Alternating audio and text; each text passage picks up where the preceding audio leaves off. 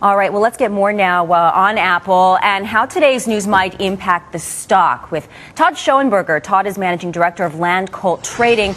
We're also joined by Victor Agreda Jr. by telephone from Knoxville, Tennessee. Today, Victor is the editor of TWA, which is the unofficial Apple blog. Gentlemen, welcome to you. Todd, let me begin with you. So here we go again with Steve Jobs, another medical leave of absence. It's worked out okay. Better than okay, very well for Apple in the past. We had all of these new product innovations.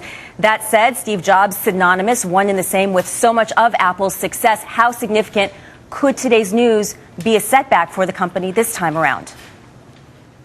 Well, there will be a knee-jerk reaction, clearly. You expect the stock to probably sell off or even have additional pressure throughout the day tomorrow. However, that earnings release does come out after the bell tomorrow, and all expectations is that it's going to be very nice. So overall, over the next 48 hours, it will be a little bit chaotic for shareholders. But moving forward, though, if there is a sell-off tomorrow, it's probably going to present an excellent buying opportunity for picking up additional shares. Victor, let me ask you about the way things have been going at Apple. Certainly, we've seen a huge jump in the stock price over the last few years. Great products like the iPad. With Steve Jobs not relinquishing the CEO role, just taking a leave of absence, do you think we'll actually see more of a continuance of what we have seen over the past few months with Tim Cook really handling the operations and Steve Jobs a very limited role? Well, Chris, I absolutely think that that's what we'll see. We've already seen a bit of a transition already. Of course, Tim was at the Verizon event. If you recall that while Steve was on medical leave last time, Phil Schiller did most of the iPhone 3GS announcement. And, of course, he's got a fantastic team behind him with Scott Forstall and John Ive also being, dyed-in-the-wool Apple guys from a long time ago. So I think the company's in good shape. I think there'll be an interesting Q&A session tomorrow, but otherwise I think they're in good hands. All right, and Todd, back over to you. You've been so bullish on this stock. You've got a very optimistic price target on shares of Apple. Curious what today's news does to your outlook. I know you've commented on the brilliance of Apple's marketing strategy, this culture of secrecy, but is it a little bit too secret, in your opinion, on how they're handling Steve Jobs' health situation?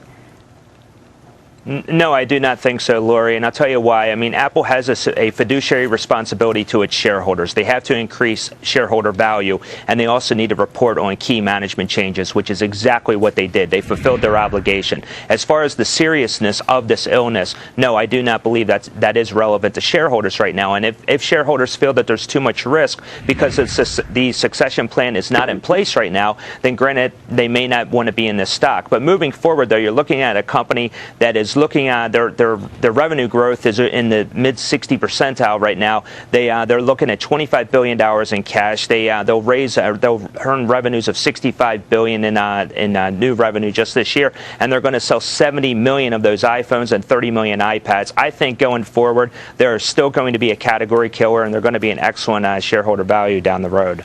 Todd, what are you recommending to your clients as far as Apple literally tomorrow? I mean, if it drops 8%, 12%, we've seen it drop somewhere in the 8% range over the last couple of times that Steve Jobs either announced a leave of absence or that he had health issues. Is that what you're looking at? Are you looking at an even further drop maybe over the next day, 2 days?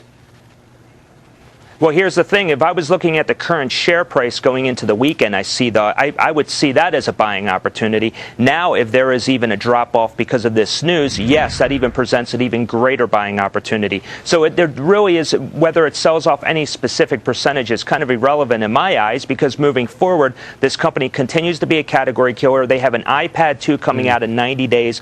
They're going to sell millions of these things, and you'll see that as far as that transition will progress through 2011, probably well into 2012. So I'm very bullish on the stock for the next couple of years. So, Victor, back on over to you. What's the next big thing from Apple? We know we were expecting an iPad 2, right? The Verizon iPhone. What can we expect here? I totally agree with Todd. I think the iPad 2 is going to be another home run for Apple, and the iPhone 5 will be coming along in we don't know exactly when, but the Verizon iPhone is going to sell like hotcakes. And after that, you're going to have another iPhone that'll be an iterative process, probably with all kinds of new features. So I wouldn't count Apple out just because Steve's taking a brief medical leave.